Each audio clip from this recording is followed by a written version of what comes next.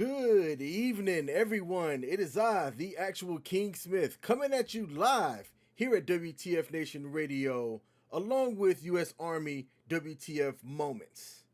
But I'm not the only one that's here. I'm going to have to try something out here live as I got excited to start the live and forgot to do a tech test. So let me make sure that I did my programming and my coding incorrectly. Coach, if you can hear me, can you say something real quick? What do you hear? What do you say? We are indeed. Hey, NBA! How you doing tonight, King? Hey man, I'm doing all right. I'm just happy. You can hear me. Yep, and the They can people see continue me. as well. Everything looking all okay. Yes, sir. Oh, yes. And the people agree with me that, you know what's funny? I had a choice today. And you know what I chose? I Ooh. chose two honey buns for the same price. I could have gone to go see Angel Reese.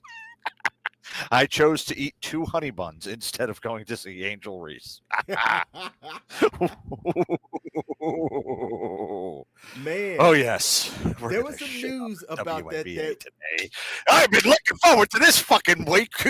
We have had absolutely nothing. It's been boring all week. Who wants to see the same NHL daggone playoffs? Who wants to see the NBA finals? Even though we had a great game one, nobody look at it. And sure as hell, nobody wants to see the WNBA right now. It is making me very, very happy, my friend. I man. get the shit on the WNBA today nonstop. Oh yeah. So, for those of y'all that did not hear us see the news, we are going to talk about it. There was some chatter going out there talking about the price of WNBA tickets, specifically for the Chicago versus Indiana game that did not feature Caitlin Clark as she is injured, and what those ticket prices ended up being. Now, I did my own independent research and I found some differences in what's being reported, but we are going to talk about it. We also are going to talk about, I mean, as Coach said earlier, this was a relatively boring week. There was a major free agent signing that went down in the NFL. We are going to talk about who signed a grandpa to be their QB1 for their team.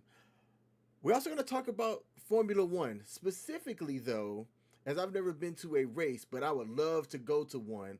The Formula One movie that's featuring Brad Pitt. If you have not seen the trailer, I'm crossing my fingers that that doesn't get us zucked.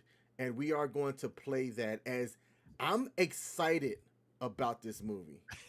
And I'm looking forward Ah, to it. oh, I'm gonna be talking that up too, King, Uh, because I've got insight about that. Am I blocked off, or can you like hear me on a delay? Oh shit, we are no, off. I can What's hear up? you fine. Nope, I accidentally. Just keep going. Audience can't. Oh, we're good. Everything's good. Ah, okay.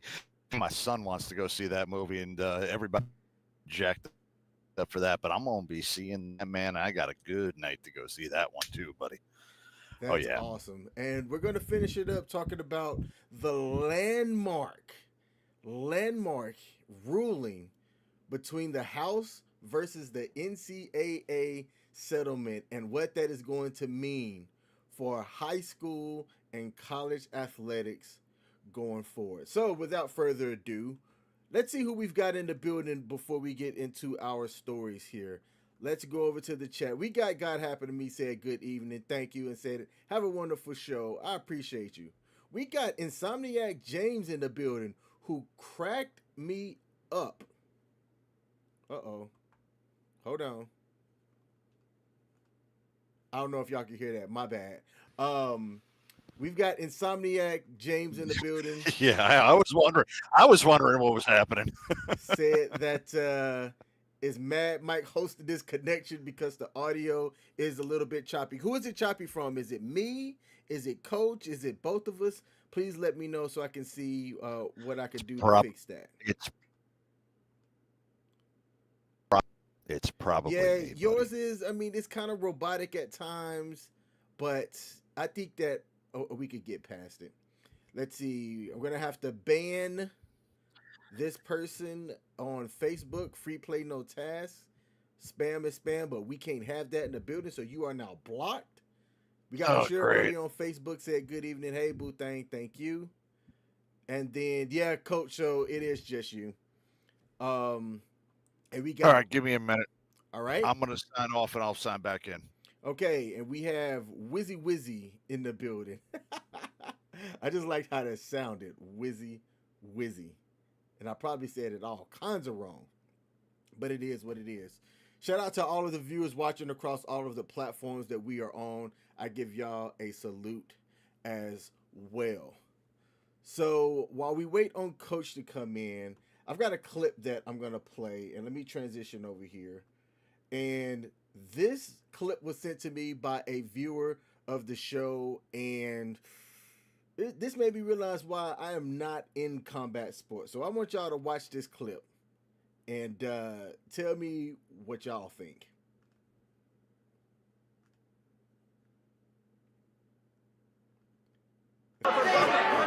Stop!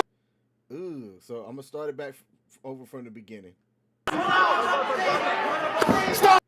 Why did he not block? I'm trying to figure out. Like, if you're down here like this, why are your hands not right here? Are you worried about your stomach? Because if anything, you to block that hit from happening. But this was sent to me via Facebook, and I was like, I don't understand. And you just hear it too. Bow. Now I can't play that video again because it'll probably get terminated on YouTube for violence. But goodness gracious, let me mute it. Or maybe if I mute it, okay, it won't be that bad. But watch this. Ugh. That is why I can't do combat sports. You can't hit me like that. Coach, are you back? Yes, sir. Yeah, that sounds a whole lot better, man.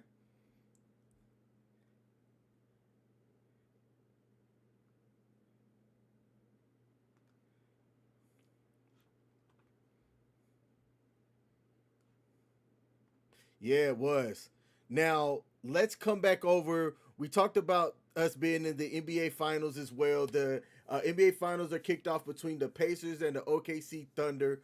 The OKC Thunder in game two are favored to win by 10.5 points. And that's a huge spread coming into a finals game. But we had a shock in game one in which Halliburton put a dagger in a late minute score to have the Pacers come in and steal game one. What do you think about game two in this NBA Finals?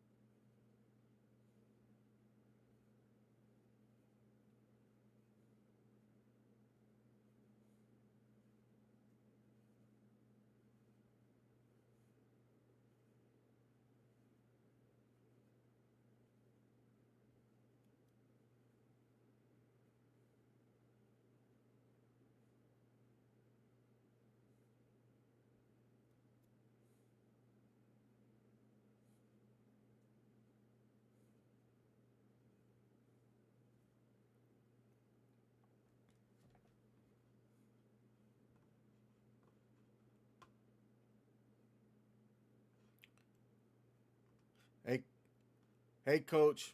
Hey, coach. Hey, coach. Coach, hold on. No, it's not that. When you came back, I didn't check to make sure that the people could hear you. So give me 1 sec. Nope. Paste. Boom. All right. Give me a sec here. All right. Say something now, coach. Yeah, can you hear me now? All right. All right. Goodness gracious. You are back. That's Jack. Why ain't nobody say nothing? Let me go into the chat. Yeah, nobody said nothing. All right, coach. They just wanted start you to. over. They just wanted you to look like her on the camera the whole time. That's great ratings, man. We go ahead and we put your bald head out there, and just staring at the camera aimlessly with no sound. Man, it brings people in. Come on, man. We got to do that some more often. So keep me on mute for the rest of the audience today, so they can all stare at you Yes, right there. sir. Just go, oh, what is he thinking of? and not even knowing that I'm talking to you about bullshit right behind its back. But anyway, no, I brought up a whole thing while I was on mute about Tyrese Halliburton. Man, he has blossomed in this in this finals, or actually in this entire playoffs. He is a cold-blooded killer. I am impressed after game one of the Eastern Conference Finals. I thought it was, ooh, damn, this was lucky. Nah, game one of the NBA Finals kind of showed me about how cold blooded he is. But I brought something up about OKC because OKC has a phenomenal record, best in the NBA, SGA, best in the NBA this season. And I'm looking at them as a young team that has no championship pedigree whatsoever. There is none. But the same thing happens with Indiana as well. They didn't have any type of championship pedigree. But I said they were going to lose. They were going to lose one game. I was thinking game three, game four. That being said, I'm kind of glad it's game one because it's making me think about something that happened in the past. And it comes back to the 1991 NBA Finals. A little bit difference of the matchup because it was the Los Angeles Lakers who hadn't been to the finals in about 2 years since being swept by the Pistons, but were still led by Magic Johnson, who had 5 championships and still had some remnants of the teams that had won championships back in, that had won back to back. But they were going against Jordan and the Bulls, and Jordan and the Bulls were still favored. So that being said, when it came out to game one, the championship pedigree came out. And if those that remember, Sam Perkins, no, excuse me. Yeah, it was Sam Perkins. Sam Perkins had a dagger of a shot in game one that ended up winning them, the Los Angeles, that game. Lakers came back, regrouped. They ended up beating three in a row over in Los Angeles and winning the game in 5 series. Now, do I say history repeats itself? Well, I'm sure as hell hoping so I can keep my prediction at five happening. But OKC needed to go back, regroup, get those daggone things out, and come up with a game plan for Halliburton. Because Siakam and the one that went off for a freaking ridiculous amount in game two, in game one of the Eastern Conference Finals, they are having their games. They're going to have it. But Halliburton right now is the key to it. Regardless of how much you pull him out in the game towards the end of regardless of what you do to shut him down during the game, you need to shut him down for the full 48 minutes, not 47 minutes and 55 fucking seconds, because he's going to take that 5 seconds and fuck your team up. Don't allow him to do it, OKC. Still confident in OKC in five, so hoping that that's going to end up happening there. All right, now I was watching the Pivot podcast this week, and Shaquille O'Neal was on it, and they were talking about this finals matchup as well. Now, people talk about the OKC team. They definitely know SGA as the MVP, and everybody gave him his props. And Shaq even said that SGA is actually now the face of the league, and it's as long as he wins the championship. If he doesn't win the championship, he's still a dog, according to Shaq, but not necessarily the face. And then, as a collective, the athletes talked about Jalen Williams for OKC, but they left out Chet Holmgren and how they don't necessarily have a big three like that. And Shaq didn't really put respect on Holmgren's name. Who besides SGA and Jalen Williams needs to step up and play consistent to ensure that the Thunder can pull off a final series win?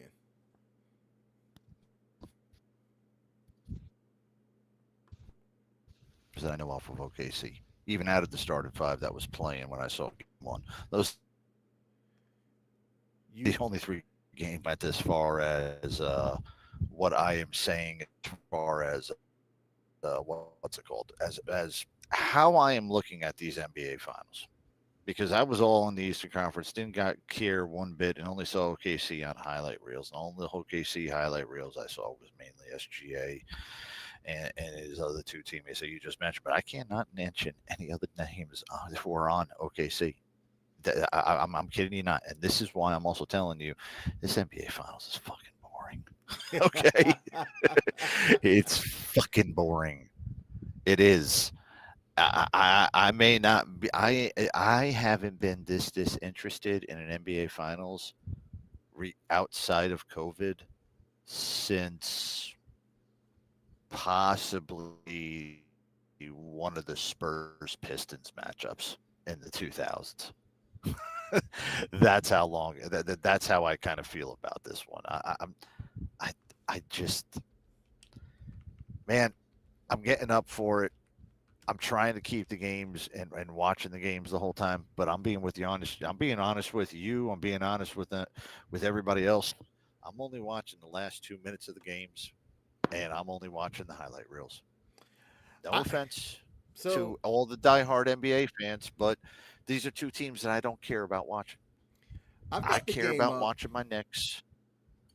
Yeah, No, I was saying I've got the game up I only because I do I've actually got DraftKings. Sunday Night Baseball up right now. Okay. I've got Sunday Night Baseball up right now. So sorry about that. Yeah. Yep, I have the game up. It's on my phone here, and the primary reason is because I do a DraftKings showdown lineup each game. So I'm curious to see who's going to be the people that step up early, and we'll close it out with this right now in the first quarter with 5.5 minutes left. OKC's up by two. It's 13-11. The leading scorer for the Pacers is Andrew Nebhart.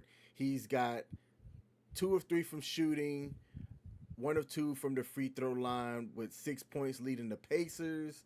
And SGA is leading the Thunder in scoring with six, two from two from the field. He Yeah. is a perfect 100%, meaning he's only shot one shot from the Yeah. 3 point range. Hey, and, and King, Yep. I do want to bring up why, if anybody wants to criticize of why I don't have the NBA Finals on right now, and I am watching ESPN. Well, it's the Yankees Red Sox at Yankee Stadium. I've got a reason. Come on, I've got a reason. Yankees Red Sox. What's the score in that game? 2-2, bottom of the fifth. Volpe is up right now. Bad. All right. Let's see. Yeah, Let's and by the way, I am noticing that we do have a delay. Okay. And that's just a Bad delay one now. between It's you and about I. 5 seconds. Yeah, between you listening to me and your reply. Wow. Okay. Man, that might be on my side because Yeah, I was I'm hearing 6 second delay. all right because I was doing something yesterday and there was a delay when I was streaming, so it might be tech issues on me. Jeez, Louise.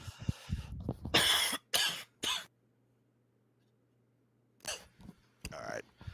So yeah, just giving you a heads up on that, buddy. Okay. Before we transition over to our next story here, this one came across my feed earlier today. Pac-Man Jones. Sorry, Ackman. Let me start this over. Adam Pac-Man Jones, a former Dallas Cowboys star, was arrested in Kentucky on multiple charges to include assaulting a police officer and public intoxication. This occurred.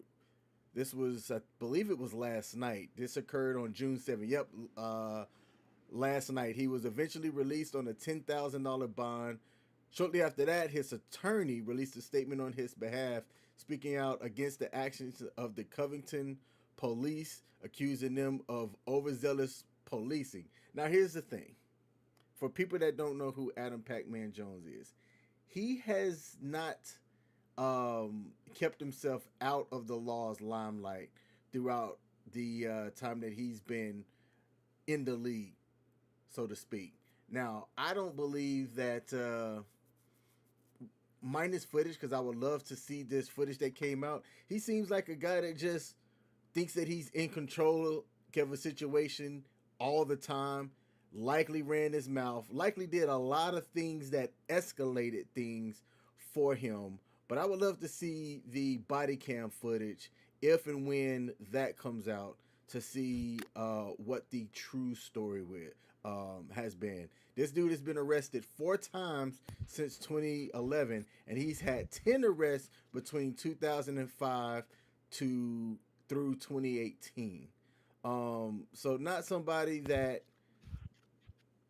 has been without scrutiny and things over the last couple of years. Coach, do you have anything to add to this? Yo, I gotta say this, man. Adam Pac-Man Jones, okay? I have not heard that name since I swear to God, I have not heard that name since Luther Campbell was, leading Two Live Crew. That's how long it's been since I heard the name Adam Pac-Man Jones. My dear goodness. Man, that's a guy right there. I wanted to know what the hell happened to him. But well, go figure with that one. He was, was it? Don't you remember? I think like he went to a strip club and he made it rain, and then like in the crowd, some stripper ended up getting paralyzed or something like that, and the Yep. NFL had to suspend him for it. Yep. Oh my God! Yeah, yeah. Dear God, yeah. Good to know Pac-Man's still, Pac-Man's still living up to his reputation, but.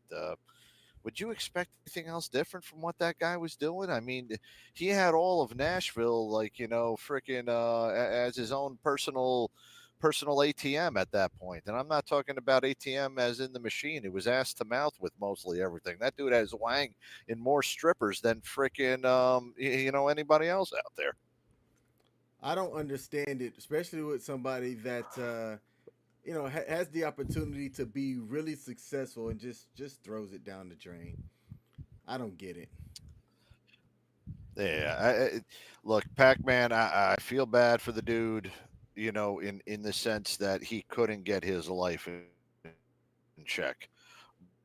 But then there's at that point where you got to do it at every single level, and even 25 years after or 20 years after he was relevant, he still hasn't been able to learn anything. So, yeah, go ahead and have some fun in the clink, though. There, Pac-Man. I got no problem with that, and hope you get clean there.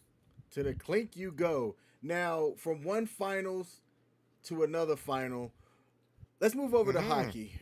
In hockey right Yes, now, please. it is a tied series between the Edmonton Oilers and the Florida Panthers. Game 3 is tomorrow on Uh TNT, True huh. TV, and Max. As of right now, Vegas has the Florida Panthers favored by a point and a half. How has the first two games looked for you, and what key points do you have about Yeah. this matchup? So Edmonton won it at late in Toronto, or Edmonton won it late at home in game one. And it was a great game back and forth. I told you it's going to be a close series, and game one proved that. It ended up being 4-3. Now, game two ended up being a double overtime game, and that breakaway, there was a lot of people that knew that that score was coming when Florida got the breakaway, and daggone it, when he scored, it definitely swung the momentum back in the series. Now, what I'm going to say is that I feel that the teams again are evenly split. They are so evenly matched up, but I do say Edmonton's going to get in the seven. At Florida being favored by one in this one goal in this one, I would take it. They are riding some momentum into game three. I don't think that momentum is going to shift into game four. There's going to be a split into the series.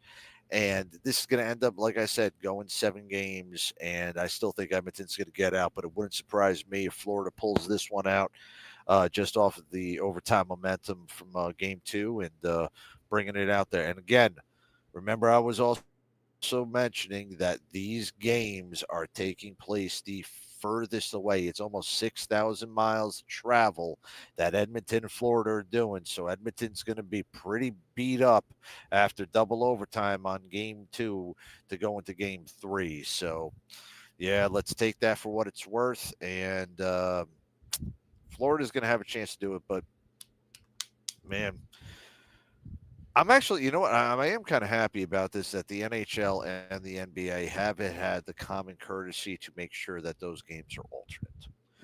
Hmm. And I also love, if you have not had a chance to check out TNT's coverage of the NHL this season, they have done a phenomenal job. And I applaud what they're doing with the NHL, seeing that inside the NBA and NBA on TNT is no more. At least I know that the coverage that we have been been expecting from TNT has been reached over there for the NHL Finals or for the Stanley Cup Finals. I'm happy about that one.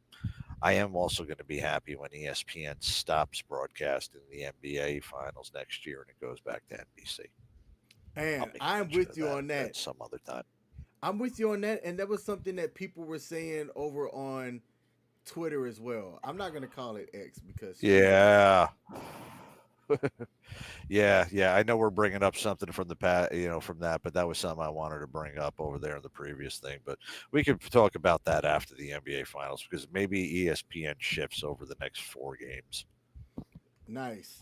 Now let's also congratulate Coco Gauff, who dominated the headlines by not only writing daily affirmations that she was going to win the 2025 French Open, but actually turning around and winning it, claiming victory yesterday in Paris against the number one Arena Sabalenka. So, Mm-hmm. going 6-7, 6-2, and 6-4, becoming the first American woman since Serena Williams in 2015 to win the trophy. Now, analysts have praised her mental toughness, right? Being that she's had some tough losses and things in the past. She lost the first set, and people thought that it was over for her, but she came back to win the second and third set. And a lot of people like Coco Gauff. When I've watched videos of her, it seems like she has a really mature personality for her age because she's only 21. I don't think people really Yeah. realize that. But a lot of celebrities and high profile athletes, when she won the French Open, had showed her respect and praise by publicly congratulating her on her win. You know what? I will say now she's her second major. Congratulations to that. And regardless of how I'm saying this as an American, regardless of how she plays in other tournaments, if she keeps performing in these Grand Slam tournaments and performs well, keeps winning them, America's going to have another sweetheart after there. And after Serena, has basically bowed out and no longer playing. I don't quite care, and nothing else gets me on on tennis unless there is an American involved at the higher levels. And I'm not talking like, oh, an American gets into the semifinals. No, we need a consistent American to be in the finals so that we have some interest in tennis. Outside of Coco Golf, do you even know the other? I would not be able to name to you another another tennis player. So the woman that you mentioned, she might be world number one right now, but I sure as heck wasn't paying attention to it. I'm glad that Coco Golf is now bringing back that attention that Serena had the spotlight on for multiple years, and I hope she's able to bring it back. Otherwise, tennis is going to become well, it's more relevant right now than the WNBA, and I hope it doesn't become on the par of the WNBA as far as relevance. Okay, we care about women's tennis when Americans are doing great, but we care about it more than the WNBA because we would actually pay double digits, double digit folding money, instead of single digit folding money to go watch them. Man, you know what? Okay, coach. Let's just go right No, to the no, no, no, no, no, WNBA no, right no, now. We're no, doing no. it. Too Okay. late. We're Oh, doing it. fuck yes. All right. Fuck yes, So ladies and gentlemen. Here it comes. The fucking bomb's about to explode. here we have. By the way, do you also have the new one on the bets? No, no, I don't. Oh man, man, man. The streak's dead. Damn it. Yeah, the streak died. Streak died at 6 games. Oh We could man. still show game 6 or game 7, whichever one that was. Let's show that one because it's still fucking hysterical. I have to see if I can find it. So what I do have is this is a picture of NBA forward Angel Reese. If it decides it wants to play, let's try this again. Look, I guess my computer doesn't. My computer doesn't want to show it. Even your computer doesn't want to watch the WNBA. Here we go. So this is Angel Reese coming into the thing, strolling in with the nice ass outfit. You just know she about to drop 20 points, 22 rebounds. I mean, she's about to go ham with that outfit coming into the game, in which you had the matchup between the Caitlin Clark less Indiana Fever versus the Chicago Fire. And even with all of this drip coming into the game, Angel Reese still only put up 4 freaking points to go with 12 rebounds. Coach, she was two of How 7. many rebounds? 12, which probably 9 of those were self rebounds. Yes. Actually, the new stat will come up to it, King, when you bring it up to me. Yes. Come on, finish it out. Yeah. That's it. You have the floor. Oh my gosh, ladies and gentlemen, as King pulls up all of these reels that I am about to send him on Facebook, King, you want to put me front and center on this? I've got no problem whatsoever. But ladies and gentlemen, one of the black holes that you can dig yourself down within the daggone within the interwebs is Angel Reese Bounds, ladies and gentlemen. She has come up with a new stat. Yes, Angel Reese Bounds. Basically, when she throws up her own shot, catches her own rebound, and, well, that's all she does is throw up her own shot, mess around, and, yeah, can't do anything whatsoever. It is absolutely hysterical to take a look at this. Now, I'm going to mention this. CBS has the rights to the WNBA. Well, not only have they bought the rights to the WNBA, but they showcased this matchup thinking that this was going to be the grand debut of the WNBA on CBS. Oh, ladies and gentlemen, more people watched that game to see if she was going to miss her first shot and take the bet to go over $1 million from Sports King, because I can't remember which one it was, but it's a betting it's a betting website in Canada. And I will just let you know that it is hysterical with how bad she truly is. She has done so terrible for the WNBA that more people are watching to see how bad she is than to see how good the other players are. That's how bad it's going. In fact, I'm still looking. By any chance, do you still have do you have anything to what's it called, to send out to anybody I've got or to show up? I have one. If you could give me maybe Yeah. 30 seconds, then I I'll can give bring you it up. 30 seconds. But yes, ladies and gentlemen, Angel Reese, the one who said she was going to be the one that you have to talk about her when you're talking about the WNBA. Well, ladies and gentlemen, everybody is talking about Angel Reese, and the videos are absolutely hysterical. I'm sending King one, but King's going to go ahead and look up one here real All quick. right, I'm good. And I will send that. Let's just see how bad Angel Reese is. Come on. This is why the WNBA is so bad. Let me stop it here, hit transition, and then come over, and here we go. Angel Reese rebounds! Wait, did you say rebounds? No, I said rebounds! Bang! Another one! Bang! Did the Lord's work. I went back and watched every single Angel Reese meatbound this year. 6 games to start the season. She's already got 17. Low-key, she was got it right. I purchased WNBA League Pass just to watch the meatbound merchant go to work. It was only $35 for the entire year. Free plug, WNBA, you're welcome. You gotta give credit where credit is due. Nobody, and I mean nobody, rebounds their own misses better than Angel Reese. How about it?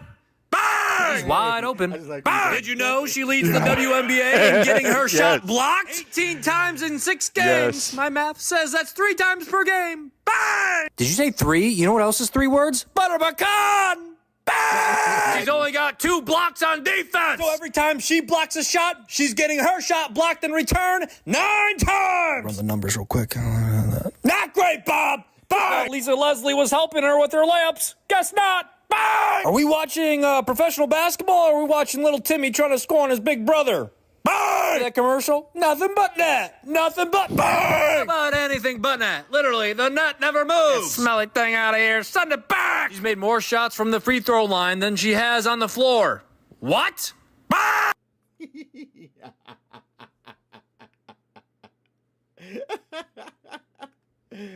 What you got, Coach? Oh, I love this. I absolutely am enamored by this. It is so bad. I am trying to find this sports betting, because it's on my face. Okay, it's on my my phone Facebook. I'm gonna have to go through that way. But come on, you can't tell me this is not hysterical. This is why the WNBA does not get paid hundreds and thousands of dollars. Like, I can make those freaking shots, and I'm 5'8", fat, white, and 45 years old. Come on, you think this is entertaining? No, it's not entertaining. It's terrible. It is absolutely horrible, and I am so happy now that it is. I am so happy, King, that all of this crap that you're seeing, this is why I crap on the WNBA constantly. In fact, I'm going to bring up more reels right now, King. Here is the second one. It's going into the sports zone right now. This is the one of the bets, okay? All right. Let's go ahead and take a look at the bets real quick. This is game 6, okay? You got this one in the sports zone. Yep.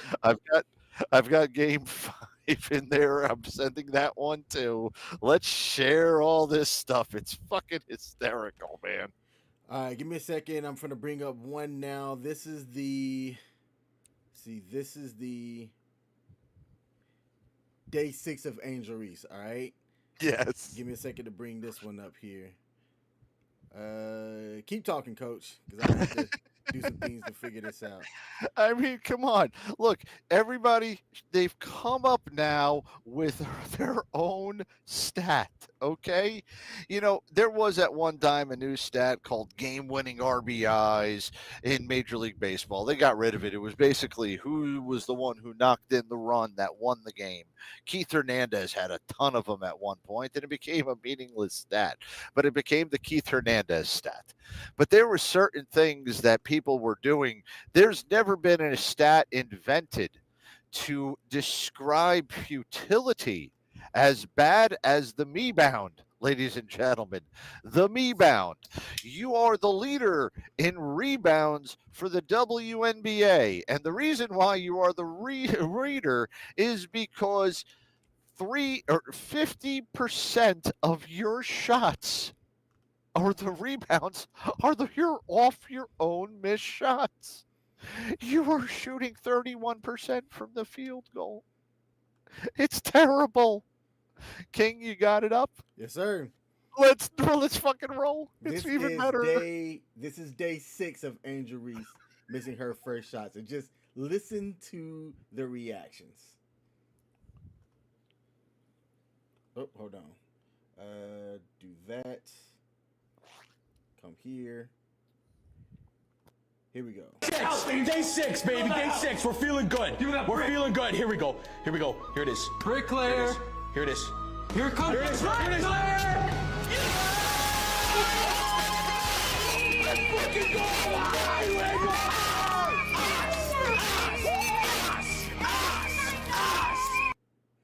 Man.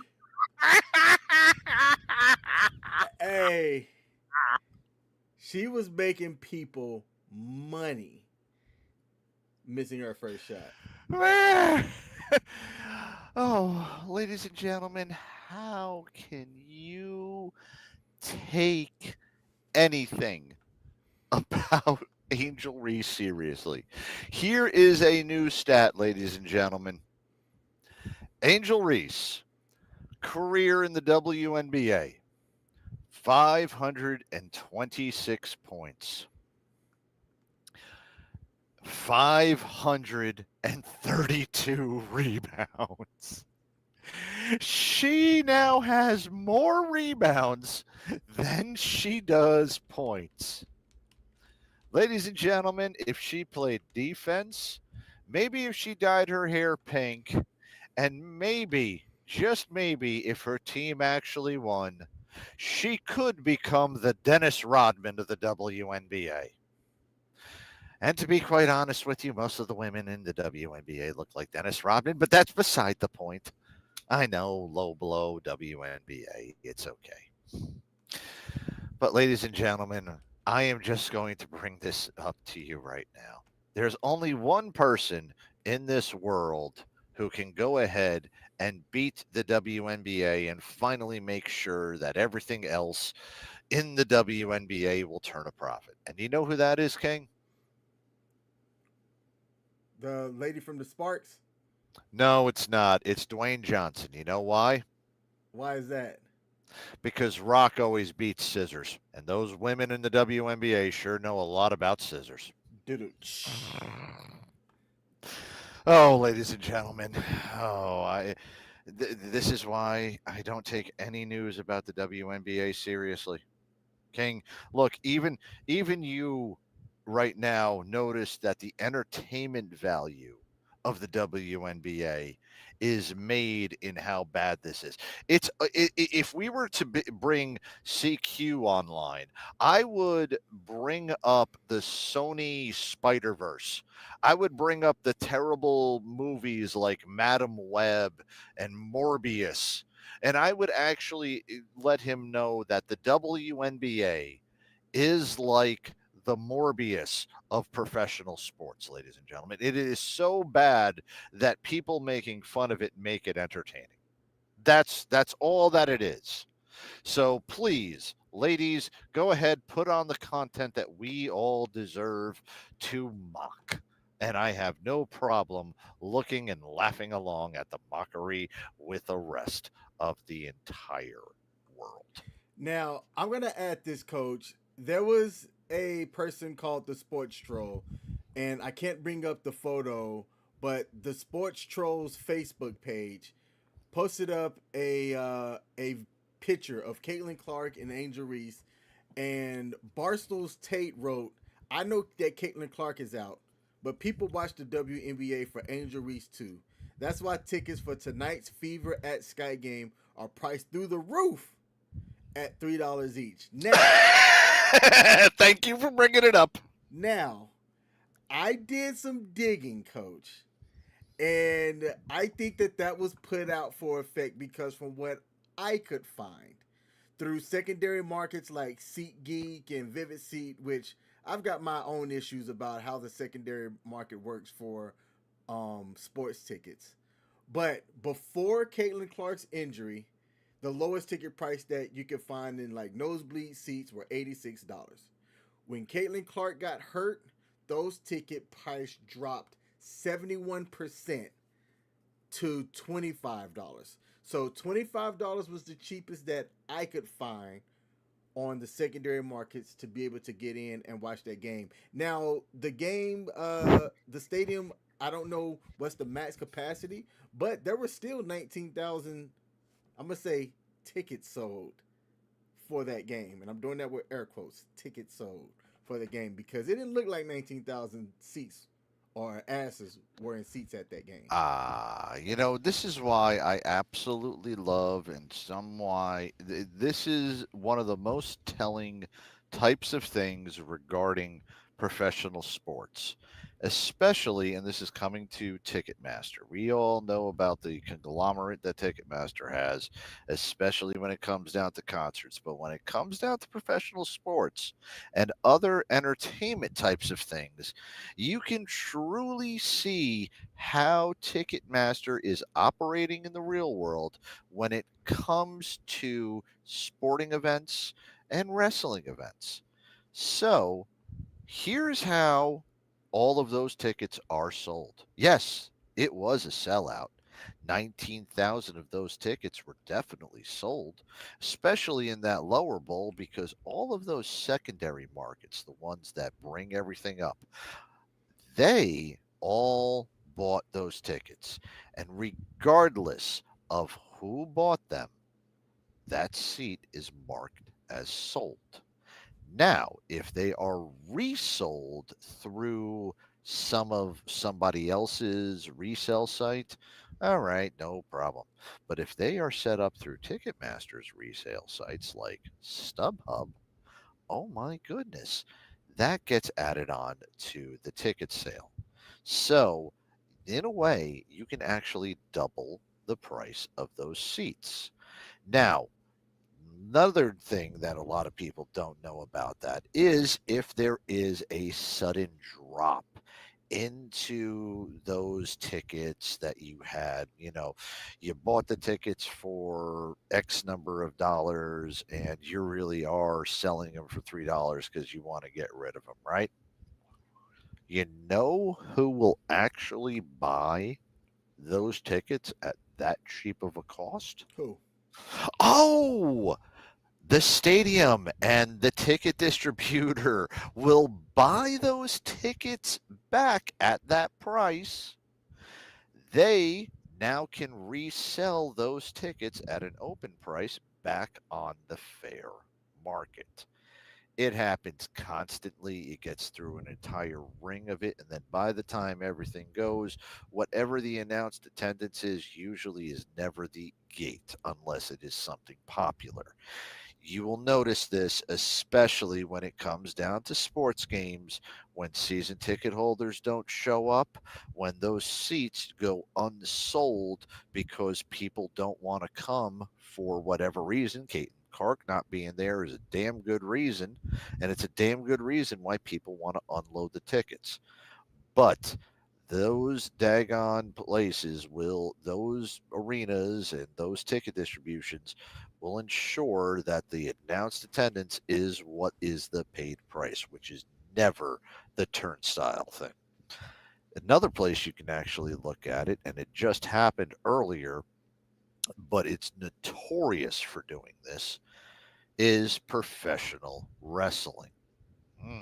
Here's something a lot of people freaking, listen to. So, the greatest ever spectacle that happened was WrestleMania 3 in the Pontiac Silverdome.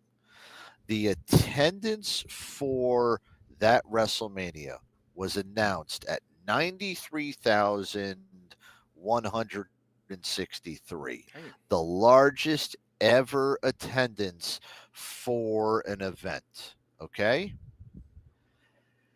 Of the legitimacy of that, there was 85 to 87,000, Still but the good. announced attendance was a little bit still good. But when you can announce a larger number, things get a little bit better. During the year, I can't remember what year it was, but they held WrestleMania in Dallas. Okay. And in Dallas, it's been rumored that you can get over 100,000 people to the game. In fact, it's actually, I think there has been 100,000 people at a football game there. I wasn't sure when, but when it opened, it may have been. The announced attendance for that WrestleMania in wherever in Dallas was around 107,000, something fucking ridiculous, right? That number was actually less, they had less turnstile than was there at the Pontiac Silverdome, but they had so many ticket turnovers and things like that for that event that the tickets were sold. And if people did not show up to it, well, then they just didn't show up to it. Things like that happen all the daggone time. Or wherever the hell they were playing for when Caitlin, I don't even, yeah, wherever. Who were the two teams playing? Indianapolis? The Indiana and Chicago. Indiana. Okay. So yeah, they can announce that Indiana did have an attendance out there, and I can guarantee you that there was plenty of people that while they were there, they were gonna show up. But yeah, didn't happen, and that's the light of it. There's a very telling picture that came around on the internet. There was a WWE event, I guess Money in the Bank or something like that was this weekend, and at the arena there was apparently from something that was coming up mentioned that or it was mentioned that the zoom shots were always in towards the front row and the camera facing side, and they never showed the other side throughout the night, nor did they pan up, because as they did, apparently there were sections of people missing. It was announced as a sellout, but there were sections of people missing. And it was like, okay, what the hell happened there? Were there people there? And apparently it wasn't great attendance, but it was exacerbated by a lot of these things. We did this stuff a couple of years ago. Remember we at the beginning of our show, we were looking at like there was an account that had like empty seats galore or something like that, and it was showing how bad NASCAR tracks were, how bad football games were, it's baseball games, etc. And they were taking some legitimate ones, but then there were kind of some ones that were sketchy. That's when I found out about the differences between the ticketed attendance and how they project those numbers, because those numbers are true. You sold 105,000 tickets to that WrestleMania, but the total people there for the attendance is always going to end up being less. And the funny thing is that even with that, you're going to end up having people that will end up getting in for free beforehand, or it also doesn't account people that get the slide door, or the people who are working there, or things like that. That's the funny part about it.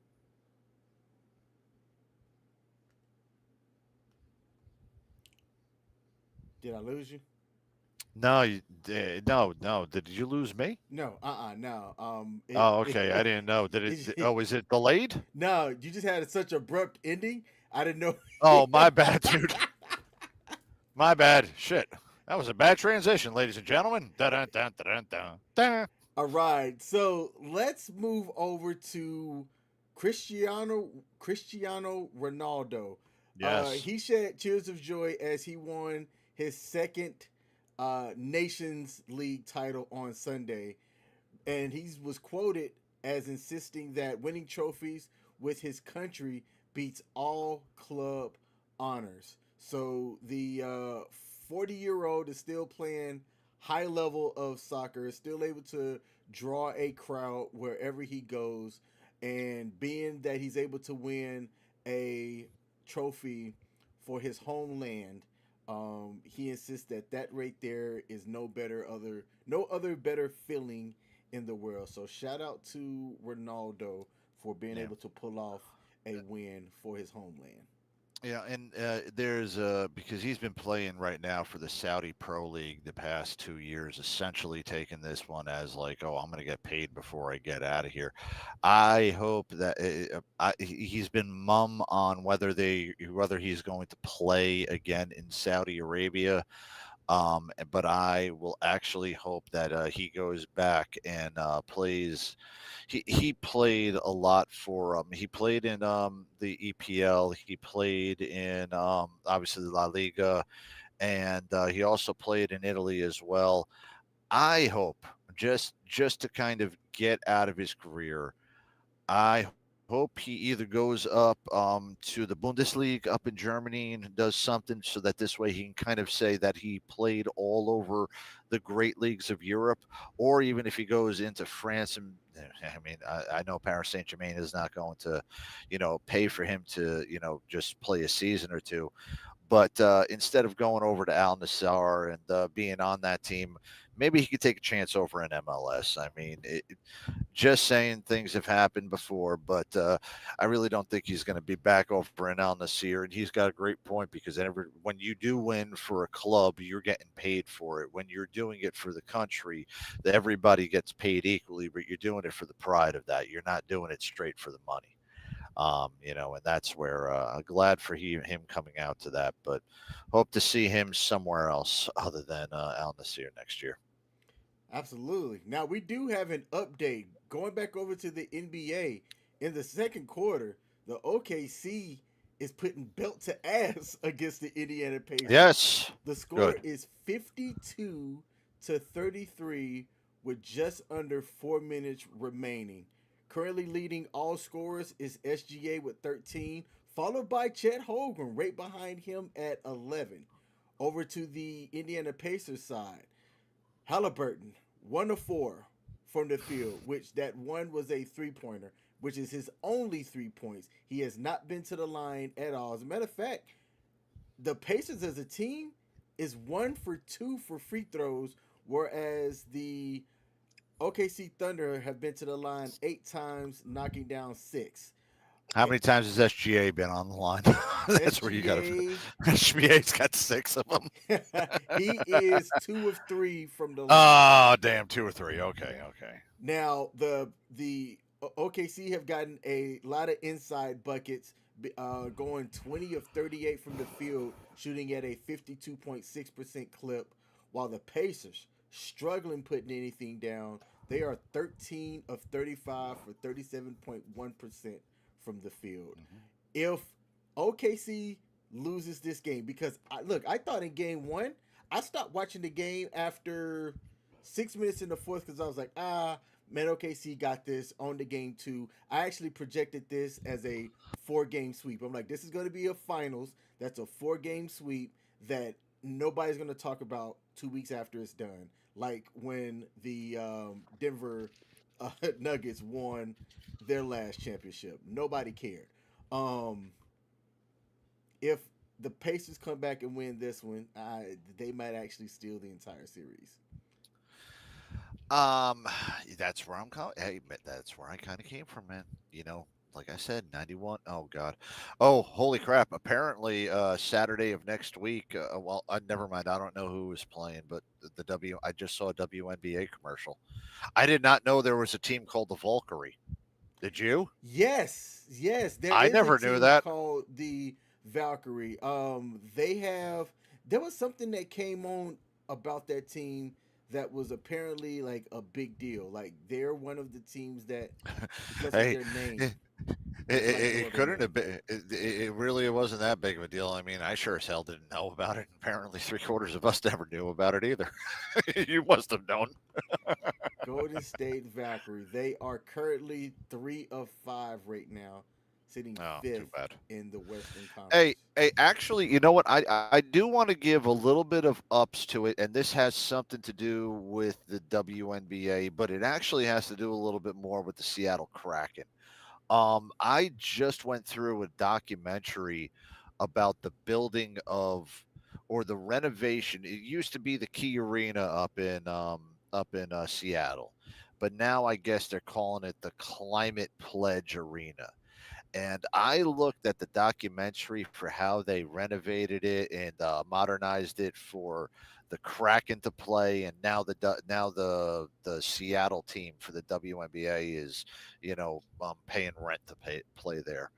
But they did something pretty cool where not only are they using energy for using electricity for all the cooking and everything, they don't have to use any type of gas or have anything there for carbon things, and then everything's got like solar panels and all the other shit so that they're generating electricity with battery packs and all this. But they have something really unique, and I think this is a brilliant idea. maybe this should be something that a lot of other arenas should be doing, especially those that have hockey teams. So they have, and in Seattle, they've got an abundance of it. They have a rainwater collection where they put all of the rainwater into a cistern in the building and utilize the rainwater for the rink. And they have more than enough that they can redo the rink and do like the fast action. Luckily, the WNBA season doesn't interfere with the what's it called, with the hockey. But if they ever did like an NBA to, in hockey type of thing where, like a MSG where they have the Rangers on one night and they have the Knicks on the next night, they got to do the transformation. They have more than enough rainwater to do it so they don't have to use any type of city water or anything else like that, and have filtered the best quality ice for it. I think it's a fucking brilliant sustainability idea that all of these new arenas should be doing, especially if they're going to be hosting a hockey team. That's kind of dope. Like, that's the forward thinking stuff that I believe has to happen. Yeah. And look, this isn't politics or anything. We're not going woke.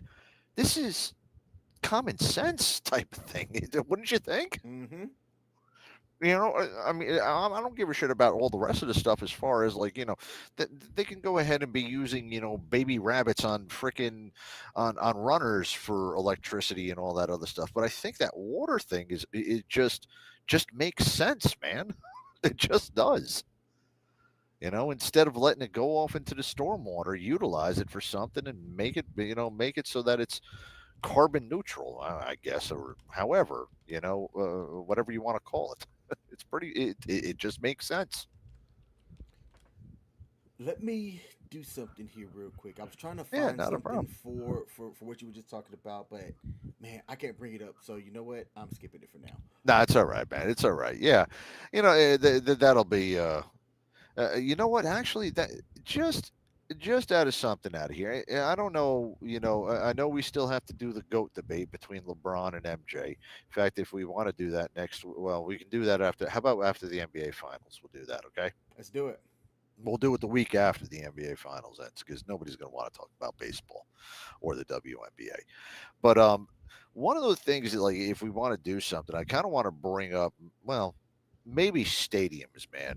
Like, unique places. With my work, I've been to now to 6 different ballparks, and I've got certain things that I'm doing for my work, and I've seen some real cool stadiums and architecture, and I know you've seen a lot when you've gone out to places. So I just kind of want, maybe we'll do like a map type of place, and we'll kind of give a critique of each of the locations we've been at.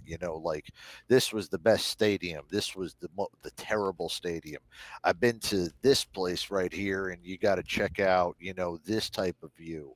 I want to go see the view from this ballpark or something like that. Something around there, man. Bet.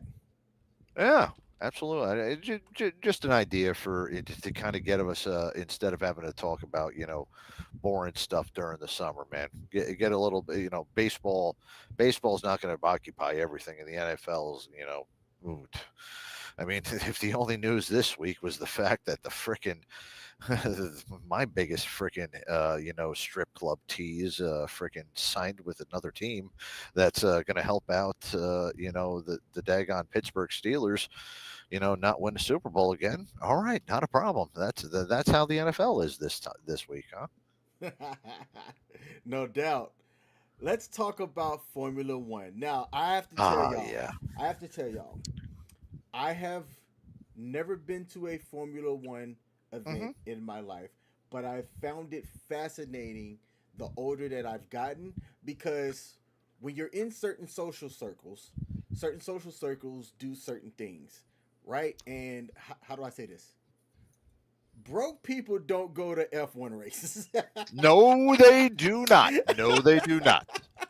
So no. So if you I have some peers of mine that have gone. One particular peer of mine, this guy's a single guy.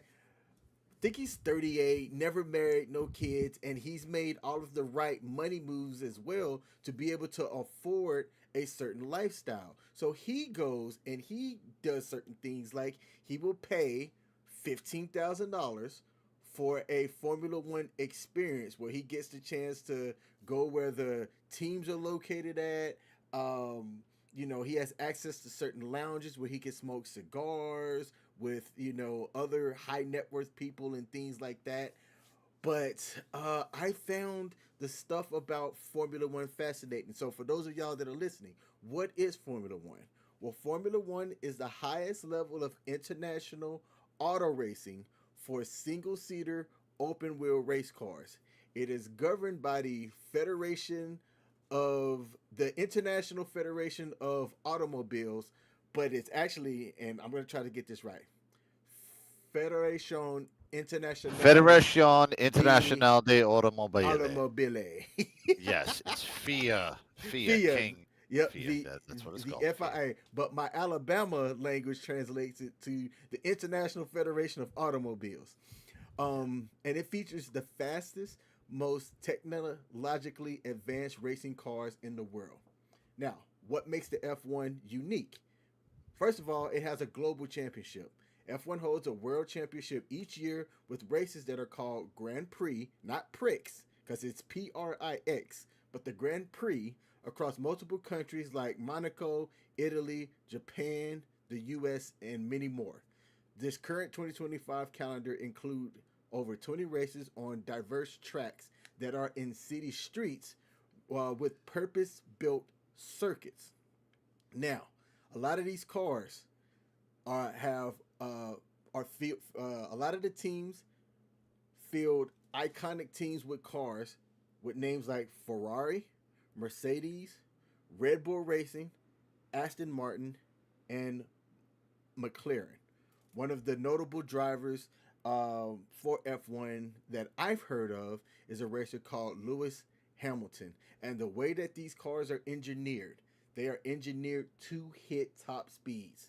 F1 cars can hit speeds of over 220 miles per hour, and it has been reported that they can regularly pull 5G corners. They use a hybrid powered unit with a turbocharged V6 engine combined with electric energy recovery systems. Teams will spend upwards of hundreds of millions of dollars on data analysis, aerodynamics, and certain materials like carbon fiber to ensure that they can have the fastest cars that are out there.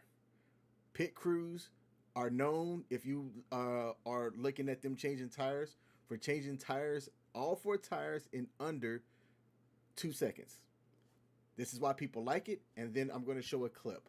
People like it because of the thrill. It is high speed, close racing, which has some great overtakes, but some not so great crashes sometimes. A crash at those high speeds often look very dramatic because it can have a real big impact. F1 also has done a fantastic job of highlighting and creating rivalries, team politics, and some over-the-top personalities.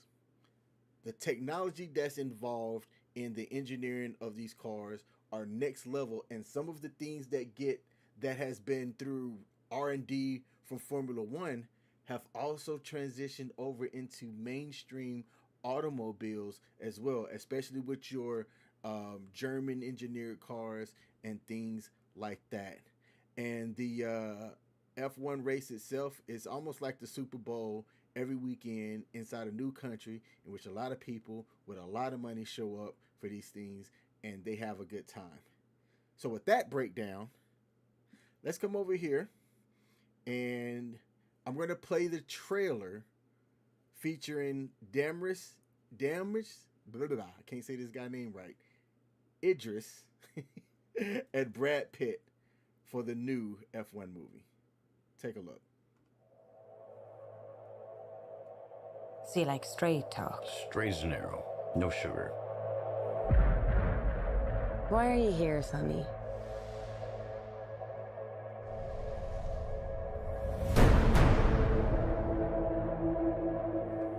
When you look in the mirror, you see this rough and tumble, old school cowboy. Doesn't take orders, goes his own way, huh?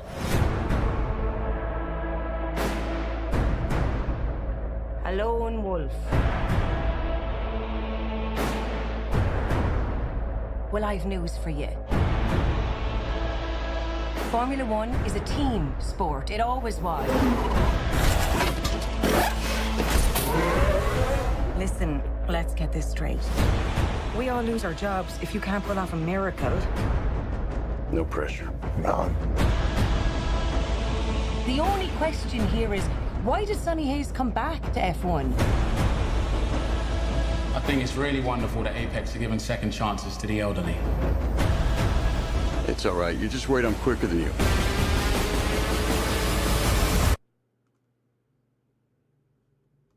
You're making a mistake.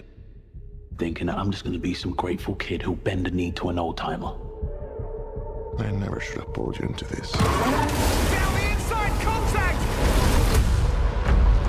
That's the other driver. You say he was old, he not that old. That's a handsome man right there. What's he doing? Plan C, be ready. Just gotta hope for some lucky breaks. Hope is not a strategy. Anything else, Professor? Try fast. Ever seen a miracle? Not yet. How do you think I'd feel if you die on the track? 3 laps. 3 laps is a lifetime.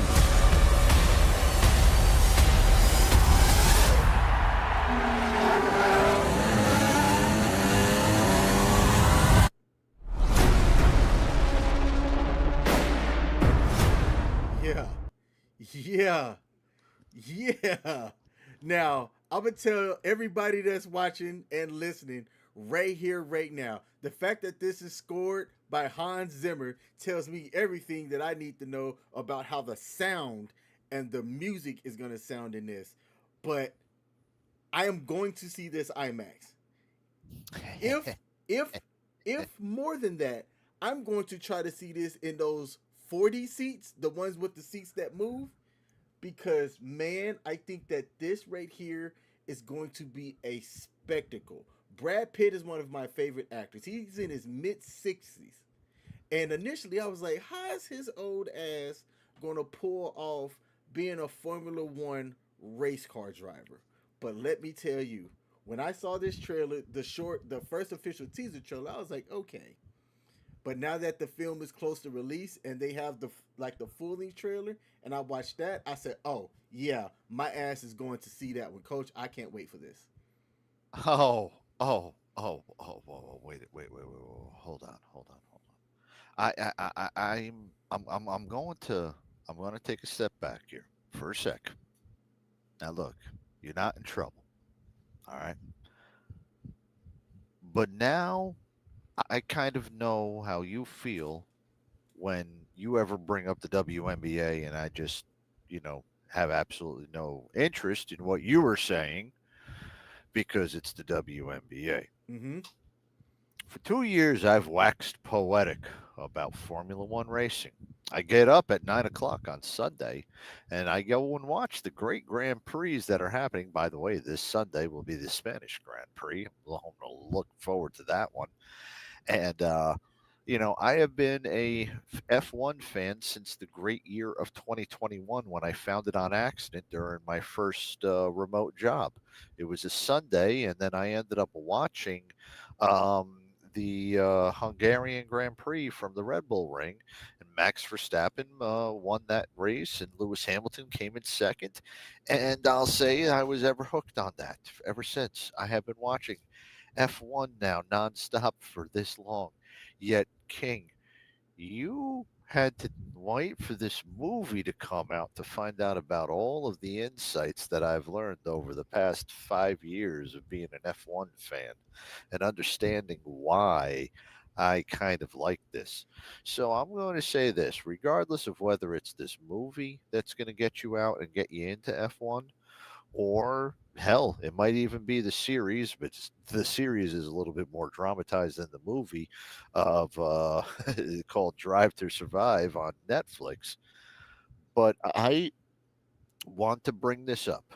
For those of you that want to see this movie or going to see this movie, definitely look at it as there's a lot of realism in this movie. An executive producer of this movie is also Lewis Hamilton. Okay. They filmed on the tracks in 2023 and 2024. So I remember when they were at the races because they were racing during practices. They were shooting shots. I kid you not, they were shooting shots a couple times on formation laps. They, during one race, did an entire parade lap. And you'll see it with Brad Pitt and the other guy towards the end of the track. They did an entire parade lap and then they pulled off, but they also had them line up at one official start during the race. I kid you not, they were so daggone real that during race day, they were filming stuff. They were filming stuff during practice during this. But you're going to see the ambiance, the grand parade of wealth that Formula One draws. I am talking worldwide wealth. The United States actually has the most Grand Prix out of any country. You know that? 3 of them out of the 26 are raced. 3 of the races are raced in the United States. England only has 1. The European countries only have 1. The United States has 3.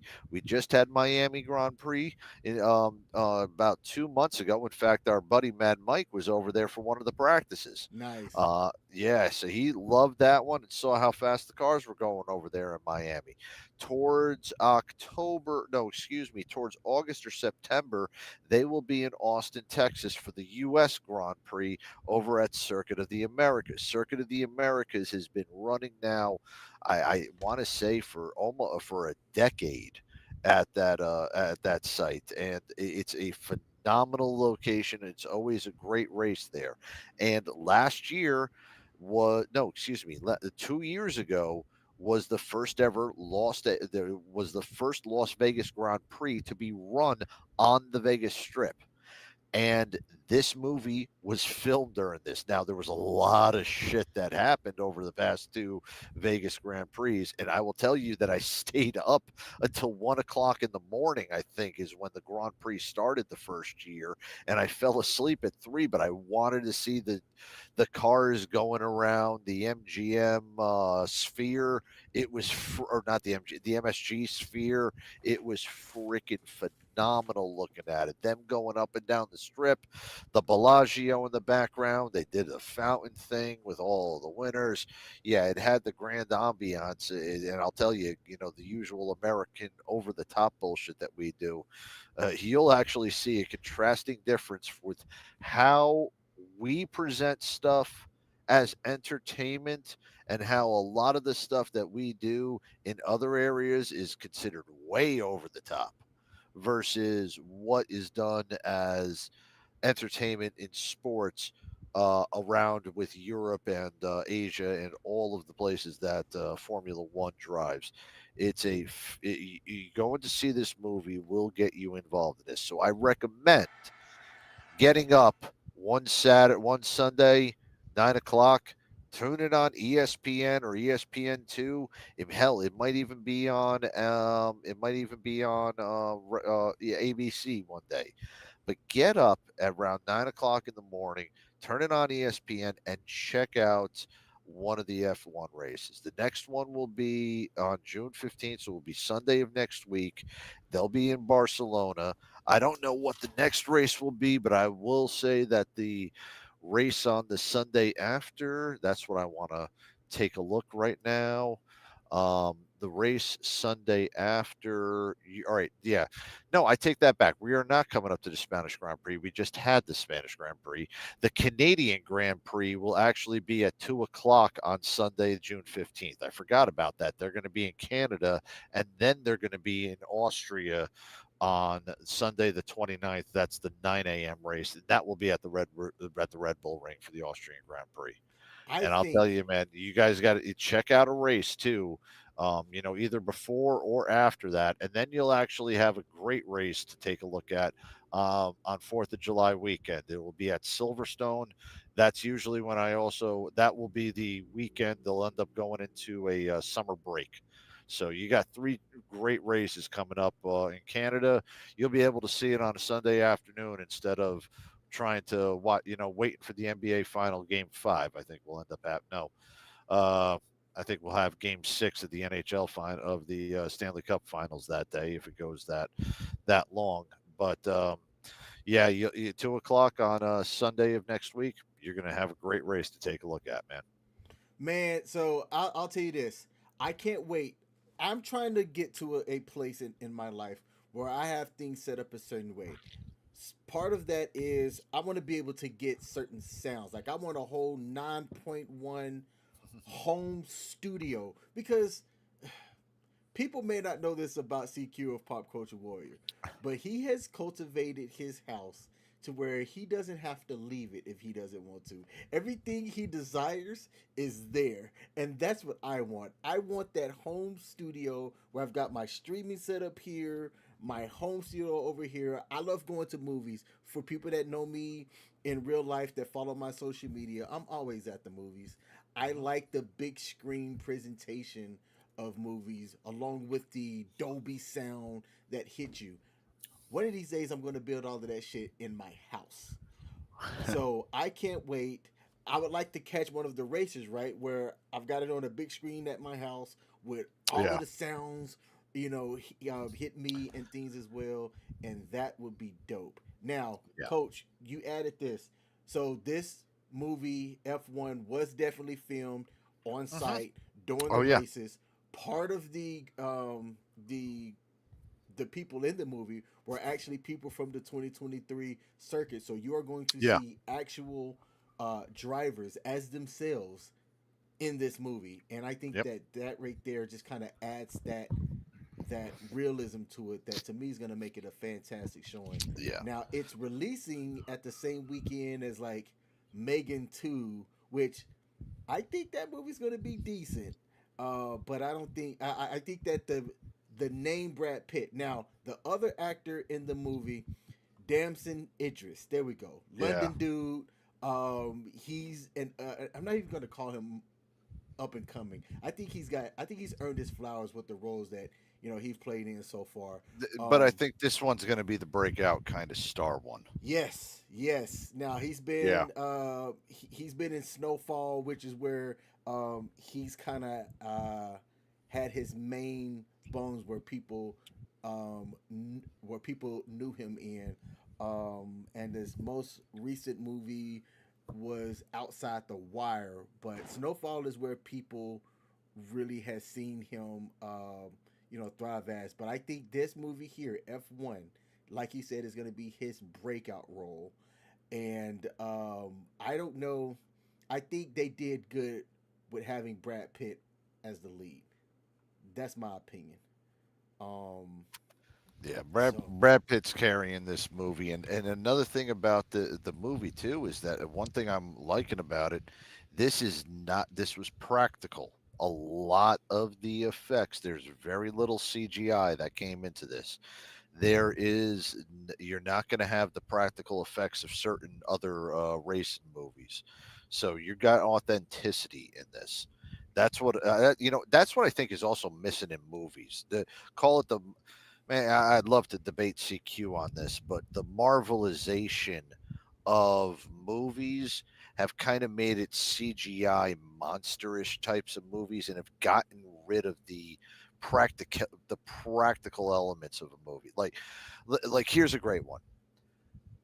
There can be millions of flying movies, but none of them look realistic. Mm-hmm. Yet Top Gun 2 broke that because every bit, the majority of what they did was with practical effects. They didn't CGI a ton of different things. They practical effects a lot of the Mission Impossible movies. They're mainly practical effects. I mean, the dude Tom Cruise literally set 16 freaking what's it called on fire, for that movie. And that's where I'm kind of coming from. Like with this spectacle of movies, there's been too many movies that have been CGI monsters that have been relying on CGI and computers to fix everything, post and do all this other crap, and it's become looking like shit. Yep. But when you're going to get something that this is this practical, that type of experience in a movie is something that people need to go out and go see. I agree with that. No doubt. Now, Coach, we are coming up on the final story that we have here. Let me come back into the chat, see if we have anything for the chats. Shout out to the over 150 people that are watching us live right now. Hell Give a salute yeah. to y'all. Thank you. Thank you all for showing up. Appreciate y'all being here. We got Sean Amanatula over on Facebook said, "What up? Hey, Sean, appreciate you popping in. Thank you." What's up? Raymond Trueblood had several comments earlier. Thank you for your comments and stuff as well. And my lady said, "Good night. This teacher is headed to bed. King, check our email, please." Absolutely. I will take a look at that when the live stream is done. All right. What'd you send me? Or probably what did she just sign me up for? Yeah. All right. Now let's see the final article and things that we have here. Let me come back to our main cam. Athletes are getting paid. So in a landmark case versus the NCAA, athletes can start collecting the ducat. Y'all, look at this money. Now, this ain't a whole lot of money I'm fanning. Yes. Let me fan myself with this. But in a landmark shift, and for the first time in NCAA history, Division I schools can directly compensate athletes up to $20.5 million per school per year, with that cap expecting to grow over the next decade. The other part of this that's really damn cool is featuring retroactive payouts. So this settlement is going to include from $2.6 to $2.8 billion in back pay for athletes dating back to 2016, acknowledging previous NIL restrictions, and it's going to usher in a new era of revenue sharing. Schools can now offer formal revenue sharing on top of scholarships and NIL deals, effectively outsourcing up to 50% of athletic department revenues to go directly to the athletes. Now, for those of y'all that aren't dumb, break this down. Some of the biggest ticket sales and draws and stuff that come into a lot of these schools: football, basketball. The other two sports, they're not bringing, not two sports, the other sports in these schools, they're not bringing in a whole lot of revenue like those two sports are. But other athletes are going to be able to get a slice of the pie, even if they don't play those revenue bringing in sports. So I think that there's going to be positive impacts on this for everybody, but it is going to come with certain challenges and risks. For example, there's going to be equity for athletes now, and players in money-driving sports like football and men's basketball, like I just said, are going to finally be able to get a direct financial reward, aka ducats, for their contribution. But it's also going to have increased support for those non-revenue athletes as well, because it'll allow schools to have more flexible scholarship caps that are going to be able to benefit some of these other sports, as well as Olympic sport athletes that are also in college as well. Now, there's going to be a new NIL compliance called NIL Go, which is a new portal that's launching in 3 days that is going to vet third-party NIL deals over $600 to ensure fair market value and compliance.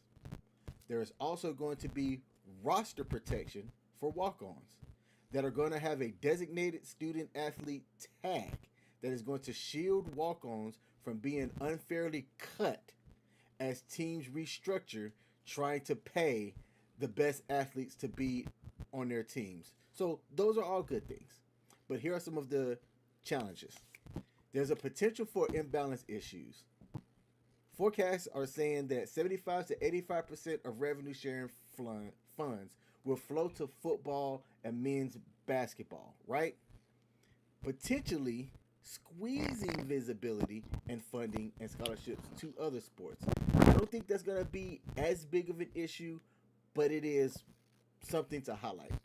There is also going to be Title IX complexities, as there's uncertainty about whether compensation must be gender equitable, and schools are going to have to determine if these payments are going to count under Title IX regulations.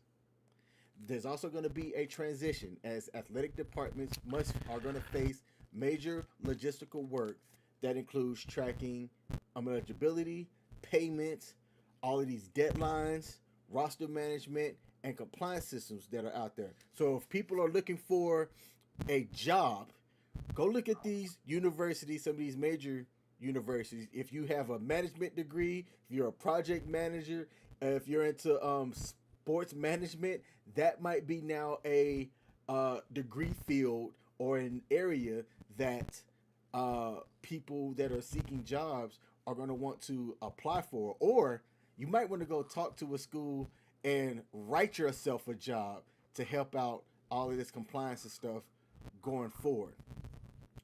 But critics, and Coach, I'm almost done. Critics are arguing too that this is a step and a huge leap towards professionalism already, because it is pushing college sports closer to a fully professional model that is reshaping athlete and employer dynamics and raising legal questions about those as the athlete's employment status.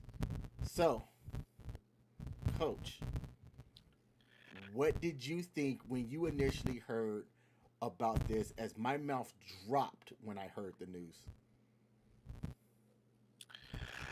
I, honest to God, thought there is going to be, for the future, there's definitely going to be you're going to see something. It's not going to say in the next 2 years, because there is going to be a Supreme Court case coming up here regarding India. Thank you for bringing up the 9 portion. Regardless of what they're trying to do with, the production of the other sports, like, and especially baseball, it's the same revenue as football and basketball. And now, remember how I told you the NCAA funds itself on one tournament a year. So yeah, the professionalization now of everything it's definitely coming down to it. It's going to be the one within the next couple of years. Remember how we were talking about $280,000 or $280 million of revenue or something like that? With they have to, if they're going to be, like I said, it's going to be a bidding war at this point with high school students. It'll be like baseball with no salary cap restriction. When everybody said, "Oh, the Yankees won because they actually got most of them through their farm system and through smart trades." Regardless, there was no cap and there was no way of the Yankees being punished for paying. George Steinbrenner died, and etc. But there's going to be this couple of years until they bring up the Title IX issue. And that's where the equal pay, because you're going to have, making that much money.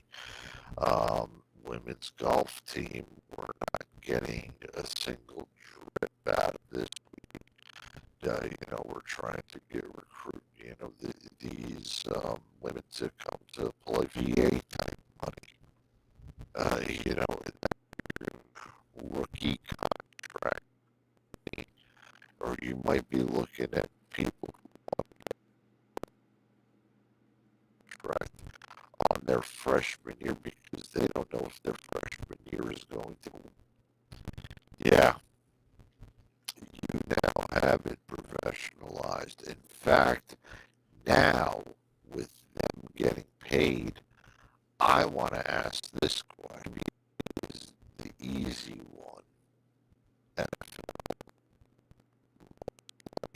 will not have, but do you think the age restriction in any of the professional sports are going to go away? Man. Or getting drafted. So the one and done rule. Do you think one and done is going to be gone by the NBA by playing over in Europe for a year? Go away. That's because now, the NBA is going to have to compete for, because if you could be a student athlete and be able to make millions of dollars without going into the NBA where you're going to be playing more games, and they're going to change that with the quickness. There we go. So look at that on that, and this is where we're going to see secondary effects. I agree with you that there's a two-sport model. The other sports are supported by the two men, and it's the two men's sports. It's not the two women's sports. See, your women's team is mostly going to operate on a loss. Your men's teams are going to be the big money. Okay. And I'm bringing this up because now this is a professionalization. If Title IX states that we're paid around the same for equality, how fast do you think the pay wage gap in the WNBA versus the NBA? Oh, legally, I think they would be chomping at the bit. Coach, you are bringing some fantastic points. Oh, my goodness. Yeah. Yeah, the legal side for people. Oh, my goodness. Yeah. 100%. Yeah. So it'll be the Wild West. And I'm going to be looking and see in 2027 running backs, the best QBs, the best wide receivers, best skill players, best edge rush, $2 million a year for these guys. Now, I'm going to say this. They're going to pay $2 million a year. You're going to go to the NFL in 3 years, and what are you going to... Shedeur Sanders took, he used to be... I'm saying this now as a joke, all right, but this is now reality. Reggie Bush, Hey, hold on. Remember, that was the old joke. I'll be brief at this point. Before you continue, I actually asked somebody their thoughts about this just before I went live. He said, this ain't nothing new. Bama have been doing this for years. Yeah. Now it's just out in the open. Continue. My bad. I mean, look, yeah, but no, it's hard to go out with. Let me see. I got it on Facebook. I just sent you a photo. Got it. So it's kind of, but no, it's going to be there, and you're going to really have that kind of massive free agency, and something will happen where it's going to be brought up. There's going to be a complete. It'll be fun though to look at, if from afar, because we're not going to be in. But there's going to be a complete to the right, an inequality versus an over equality in college sports. That's going to have to take another Supreme Court decision to change that. I believe it's going to be the Title IX thing, but I'm also going to think that there's going to be that part where still going to be generating a ton of money, and there's going to be consolidation through that. They have the best athletes at this. Athlete U might actually become a reality. Yeah. Man, hey, and you know what's funny? I say this as something funny, but it technically can be done. Did you ever notice that Liberty University, Grand Canyon University, and some other majority online colleges are now, in the top AP, top 25, making NCAA bids, having some decent athletes, some of them getting drafted, right? The money that they're making off of the NIL and off of the government and all of these, well, I'm saying this off of the government, they're getting some decent athletes out of this. A place like Liberty, because it's a private university and because it's also a religious university, and I'm going to say this, it has a controversial freaking past and a history from it. It'll be interesting if they have to start opening up bank accounts or accounts for their athletes, and I'm going to say this, how I'm not going to say sham of university, but how a majority online university with a small campus is able to recruit some great athletes because of all the money that's being generated through them. They're making millions, and they're making hundreds of millions of dollars, a lot of it off of government funding too. Mm-hmm. And they don't have to report any of those things as taxes because they're an institute as well as a religious thing. Be very interesting to see how the sports bring up into these public places. We're hearing about all the government funding that Harvard was getting, right? Let me ask this: as far as the Pens, here's the great one.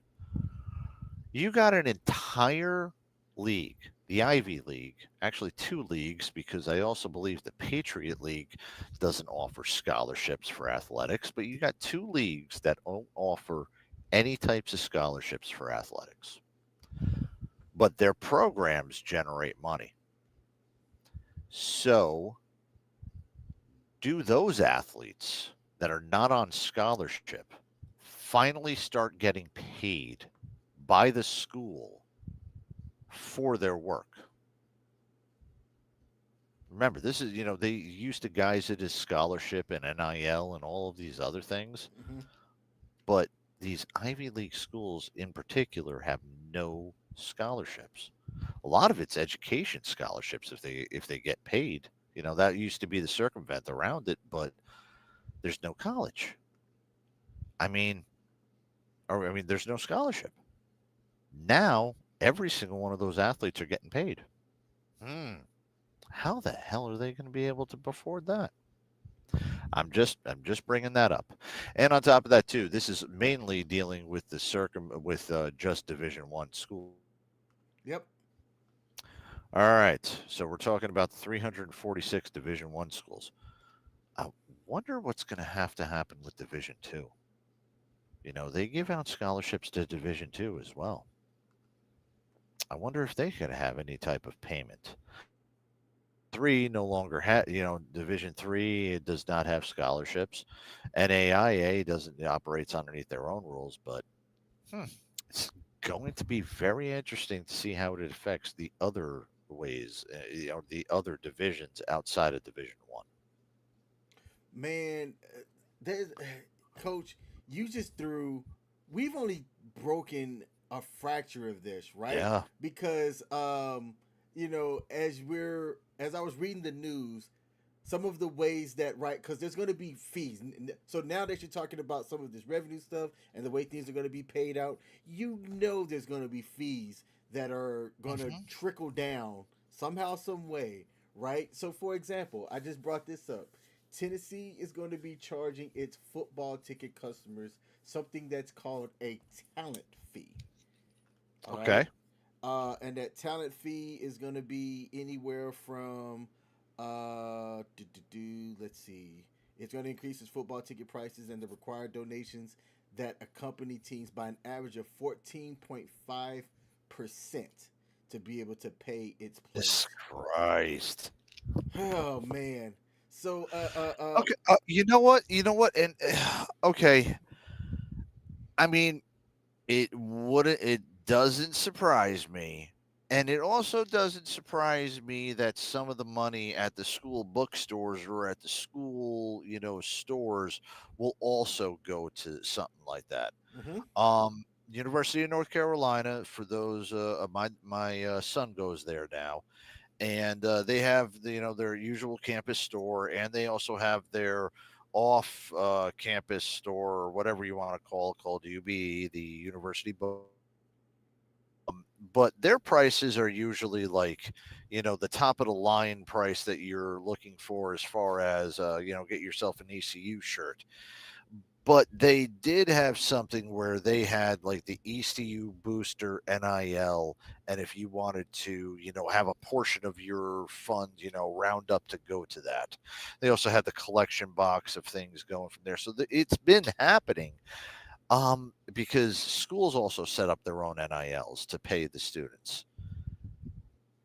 It's going to start trickling down, not just on ticket prices, but it's also going to trickle down to the normal students that, and the other parents that are going to those universities that will be getting, paying. All right, yeah, granted, everybody who's can go to an ECU game, buy the tickets, and anybody can go to a baseball game, buy tickets, anybody, etc. You got places you can go buy those tickets. Great. But my son doesn't go to those football games. I only go to one game a year, because they're not my college. But when I go, I usually stop at that bookstore. I usually pick up a new jacket or something and, wear it at the game. So am I now going to start getting that on the already increased kind of premium fee that we're already paying Thank you. at the university bookstores? Thank you. Man. Coach, it's the way that prices are going and costs are going for things. Look, I like NCAA college football like the next person. I might start going to some of those adult leagues, like the semi-pro games, the 37U programs that are out there, just to get my football fix. Because unless you have a certain amount of money, the average person is just going to get priced out. So you either have to have good money or get sponsored, or be blonde, have big boobs, and have a sugar daddy that's going to pay your way into a sports box. Thank you for bringing up the semi-pro thing, because I happened to look at something, and now, we kind of brought up things about the professional, the age in the NBA, NFL drafts and statuses and things like that. But I'm also going to bring up something else, and this has to go with other leagues. So, professionalization of, the college, does that become the new G League, does that also something where, let me put it this way, does it become something like the UFL, the secondary league? And I say that because looking at the UFL, I actually did catch a glimpse of the UFL. And the stands there, they basically had 100 people up there. But I'm not sure if it was the AFL versus or the USFL versus XFL. I don't know what team was playing. Okay, it could have been the Los Angeles Dildos versus the, freaking Birmingham, Can't Readers. But regardless of what it was, that league is being supported by the networks, and it's being forced down our mouths. Yet nobody is watching this. College football is that great, but is it going to start doing that like college baseball or college volleyball or these other types of sports where, the UFL, it's going to end up folding anyway.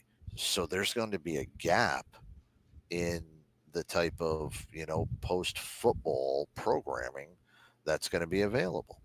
So are we now going to start seeing those college sports replace these other things? And, like I said, what's the history of this the minor league thing? And that's minor league baseball itself is a completely different animal. It's separate from the college and how the pros are and the levels of how they have everything set up. It's a completely different animal. But like the G League and the USFL and these other smaller leagues, it's going to mess some things up. Mm-hmm. And I'm gonna bring this up as far as some people are going to say, we are actually behind the times, and in a way we are. I agree. So, and this is nothing new for people in England, okay? And here's where I'm coming from. The English Premier League, how they host all of their clubs, there is a minor league portion of the club, like they call it the practice team, but there's also an under team. Somebody can be on the 18 and under team, but then can be promoted up to the main club. And that's how a lot of these great talents kind of come up. So when people say that we're doing this in new, maybe we should kind of do it that way with, the colleges. I want to bring this up in the fact that those teams are not ever associated as far as primary schools or anything like that. Like they're not going to Oxford if you're on that 16 and 18 and under team. You're essentially doing that professionally from the age of 15 on. So maybe, just maybe, with the way the NCAA gets this going, maybe this starts affecting high schools, not in the recruiting sense, but this starts affecting high schools into the part that they become a pipeline. This student goes to this school, all these students go to this school. Once they go to that school, they get funneled right up into the next school up, then over into the pros, however they go for it. Let's just say basketball. You do 2 years, you got a student, you transfer him in 2 years, the school has to pay, school pays for it, which they can do. Because now they have to pay the athletes. Student goes for 2 years, works on his skills at the high school level. He goes to the freshman year. They pay him whatever it's out from the freshman year. And whether or not they keep him for that 3 years, you basically are investing 3 years into that student. That can be, that can be a model. It would be catching up with the times. It would just have us utilizing our education system as a professional athlete, pipeline. Mm-hmm. Man, there's a lot to unpack about it. And it's also going to be a lot of daggone money. You're going to see this. Is this still Gen Z or is this Gen Alpha? that's in that's in this college age right now. Man, so because my daughter, she just graduated high school. I don't know Yes. what the current. Yeah, so my son is a Gen Z, right? Mm-hmm. Jesus Christ, Gen Z is going to be making there's going to be a transfer of wealth that's going to skip the millennials, piss off the Gen X's like us, and it's going to be coming out from all of these safe havens that used to be for boomers over in the colleges. There's going to be a transfer of fucking wealth for absolutely nothing than what we think you're worth for athletics. And that Let's. transfer of wealth, man, maybe, you know what? I'll say this, man. Maybe that transfer of wealth is needed. Let me bring this up, and I'm sorry, I'll end on this. Mm-hmm. The entire university system in the United States is flawed. It has been flawed with government guaranteed funding. What you started, Pell Grants, guaranteed backed government student loans, other programs. Hell, ladies and gentlemen, all of the great programs we're able to use, tuition assistance, Chapter 31, Chapter 33, Chapter 35, VRNE, all government programs for us military to back these tax-free entities, regardless of whether they're state-run or privately run, that pay a tuition which has increased due to the guaranteed government funding caps. Is it any coincidence that universities that operate on on military bases know how much tuition assistance is capped at and keep an entire year's worth within that certain government cap of tuition assistance? Isn't it kind of funny how other places, they get all of this daggone money, but then it goes into these older, and I'm saying this older, this boomer generation and the generations that are in these freaking, these older college professors and college administrators, and all of them are living among their means. Over their means. I would say that there is a lot of money that goes into it. A lot of it goes into buildings and other things for, to honor those that I'm going to call them vanity pieces. Mm-hmm. But now this money has to go out to the students.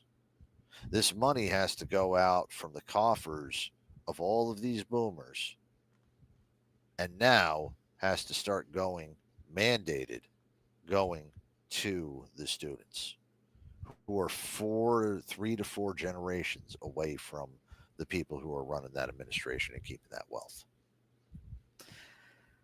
This might be the greatest transfer of wealth, skipping generations, that has ever happened in America.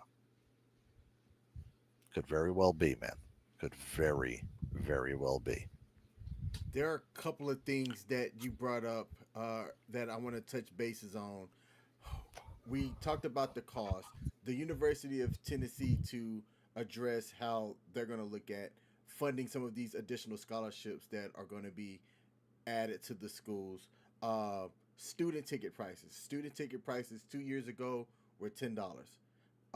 It got up to $20 this past season, and in 2025 they're going to go up to $25. Right, so you're talking an additional $15 added to the students who are looking at getting the student ticket prices to go to some of these football games. They're addressing it like, look, it's a $30 million problem.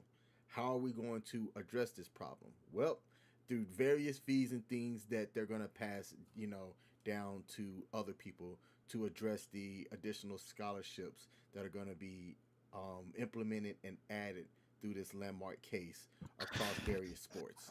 Hey, and real quick, I know that we now just to add this in, I know I was done, but our boy CQ just sent something in, and it's actually going in. I think you might want to read that one off as well. Oh, that was my next point. Oh, okay. Oh, CQ sent that to you too? Yes. Oh, okay. Awesome. Yep. The next thing that I was going to read off as well about this, and I just had it up. Let me bring this back up. All right. So I play video games, and last year, after years of not being a product, because of legal issues, EA came out with EA Sports College Football 25, and the next iteration of it, EA College Sports Football 26, are going to pay schools based on game usage going forward. So, how this is going to work out, and this is really interesting, is that there's a royalty process of how things are going to be paid out that's going to be different from last year's school system. So in the previous years, there were 4 tiers that were based on previous 10 years of the final AP poll results. And how you got paid out at your school was based on ultimately what tier your school got put in. Going forward, it's going to be based on the metrics of how much time users spend playing as that school in the game.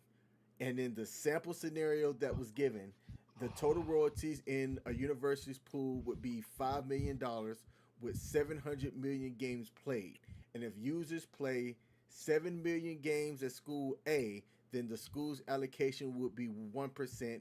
Therefore, school A would receive $50,000. That is insane, but a sign of the times that we're in, when you could use technology here to say, hey, more people are playing as, let's say, the University of Alabama versus North Dakota State, or what if these smaller schools can say, hey, we have a loyal fan base. When people buy EA's product, they're coming in and they're playing as the North Dakota State Wolfpack. Therefore, we need a larger cut. And they can use these metrics to do that. Yo, bump this. We have the best freaking chance, and I am now gonna bring this up. You know what? No. If we're gonna bot this, we're gonna bot this, ladies and gentlemen. I know where you're going. Where? What school? What school am I gonna do this with? The service academies. Oh my God, motherfucker! You got the yep, ladies and gentlemen, fucking King knows exactly how I'm thinking, man. This is it. Yes, I am. Oh my God, can you believe that, ladies and gentlemen? U.S. Army, frick that, Nemo. If you're listening to this, clip this. We need to start streaming EA Sport. I'll even play. I'll even grab my daughter's she's just got a Switch. I'll play Army. I'm terrible at it. I don't know shit, but I will stream it, man. We get all 4 service academies. We bottom out, man, and we freaking, oh my dear God, yes. We can do it, dude. We can fund. You know what, dude? Yes. Air Force. All right. So Air Force Academy, Navy, and Army. We have them, you know what? And we'll throw in like a force school. All right. Shit! We'll throw in the Citadel, okay? They're stupid enough to pay for their commissions. Let's go ahead and help them out, too. We get the Citadel, we get Army, we get Air Force, we get Navy. All 4 of those teams just constantly play each other. We bot it out, and for the entire year, we just have them playing on a constant loop together. They become like the national champions, man. We get them, our Army, of course, has to win more. But, we let the Air Force win a couple of them, after the Navy, and they only beat Navy, okay? They never beat Army. We even let the Citadel have a Cinderella run. They beat Air Force. But that being said, man, we can get these guys who are playing over there, we can show true support to our freaking future of the United States military by botting this whole thing out, man, having everybody freaking doing that, and we're paying for it. Courtesy of WTF Nation Radio. Let's fucking do it, man. Hey, trust me, the moment I heard your inflection go up, I knew where you were going to go with that. Hell yes. Hell yes. Let's do it. Let's do it, man. That's awesome. Thanks to CQ of Pop Culture Warrior for sending that source, as I was looking forward and couldn't find it. Oh yeah. Man. Now, we don't have David Cunningham to close out our show here tonight, so I'm going to close us out. We are now in the 6 months through 2025. We've got some sports championships that are going on right now, but nothing really too exciting. So, hey, King. Mm-hmm. King, I do have one interesting stat I do want to share before the end of the year, before we leave. Bring it up. So it is a crazy but true stat. Ooh. In 1999, Shaquille O'Neal's worst year of ever shooting free throws, he missed 229 free throws. Ooh, okay. in 80 something games. No, excuse me, it was in 50 games.